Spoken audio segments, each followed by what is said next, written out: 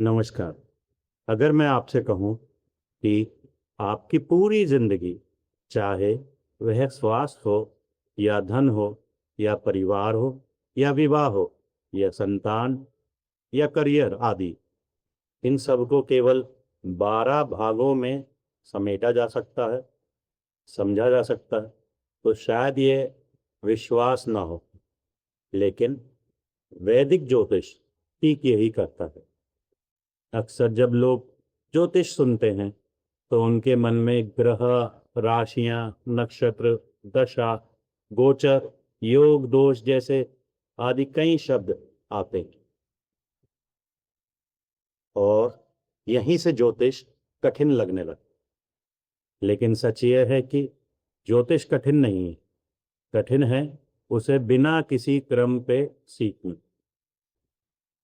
अगर हर विषय को सही क्रम से समझा जाए तो ज्योतिष उतनी ही स्वाभाविक लगती है जितने अपने घर का नक्शा समझना। और इस पूरी श्रृंखला में हमारा उद्देश्य यही रहेगा, रटना नहीं, समझना।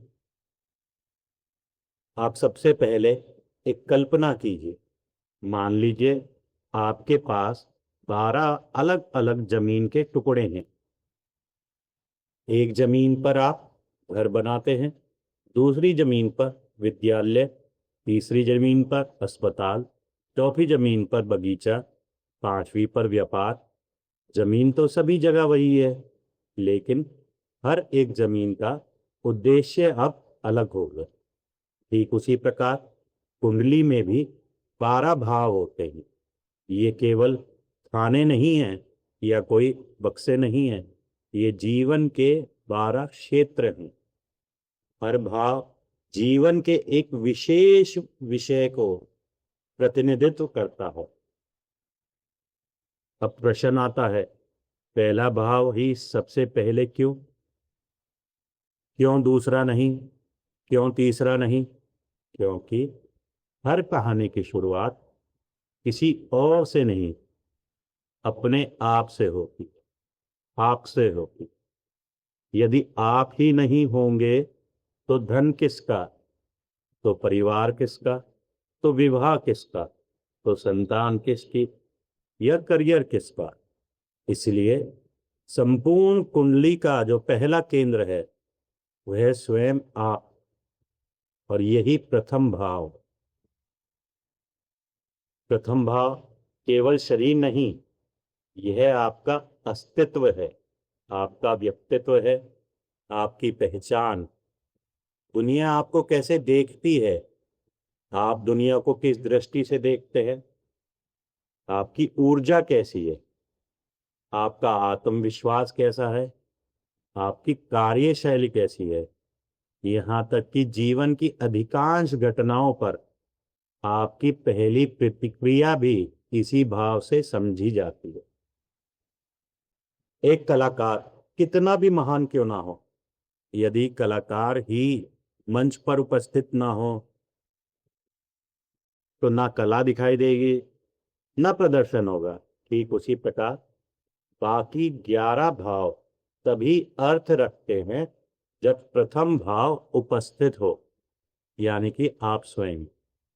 इसलिए प्रथम भाव केवल पहला नहीं, पूरी कुंडली का आधार है। अब एक और उदाहरण समझ लेते हैं।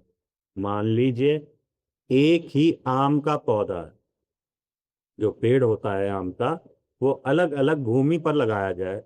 जैसे एक नासिक में लगा दिया, या मालदा में लगा दिया, और एक उत्तर प्रदेश में लगा दिया।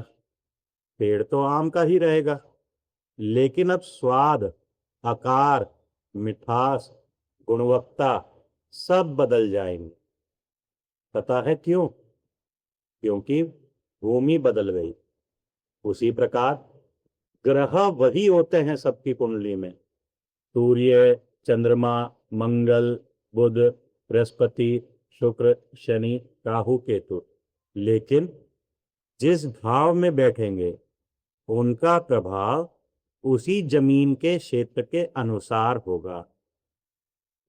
इसीलिए ग्रहों को समझने से पहले, राशियों को समझने से पहले भावों को समझना आवश्यक है, यानी कि घरों को समझना आवश्यक है, यानी कि जमीन को समझना आवश्यक।